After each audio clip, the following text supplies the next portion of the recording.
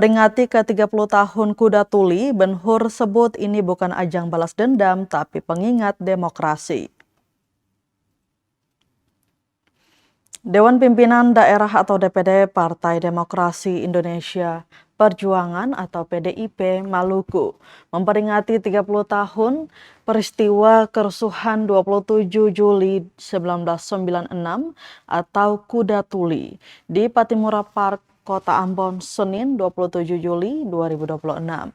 Kuda Tuli merupakan tragedi penyerangan terhadap kantor DPP Partai Demokrasi Indonesia atau PDI di Jalan Diponegoro, Jakarta Pusat pada 27 Juli 1996.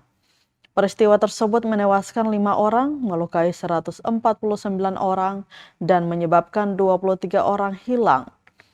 Peringatan tidak hanya dilakukan di tingkat nasional, tetapi juga digelar di berbagai daerah termasuk Maluku.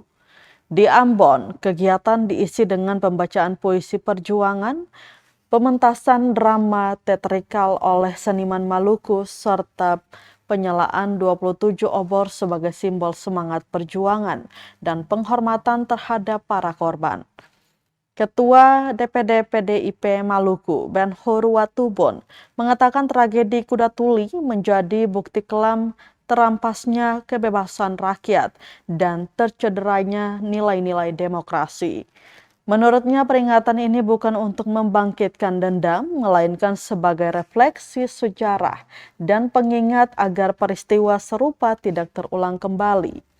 Ia menegaskan PDI Perjuangan menolak segala bentuk kekerasan, politik adu domba, penyebaran hoaks, serta praktik politik yang menghalalkan segala cara. Ben Hur juga mengajak seluruh kader untuk terus menjaga persatuan, memperkuat semangat gotong royong, serta meneruskan nilai-nilai perjuangan yang diwariskan para pendahulu partai. Menurutnya, PDI Perjuangan akan tetap berada di garis perjuangan demokrasi dengan menolak segala bentuk intimidasi, kekerasan politik, dan praktik-praktik yang bertentangan dengan kepentingan rakyat. Pesan Kuda Tuli untuk generasi muda bangsa. Kuda Tuli bukan sekedar tanggal, waktu, atau tempat, tapi itu hari di mana demokrasi dan kebenaran konstitusi diuji dengan kekerasan.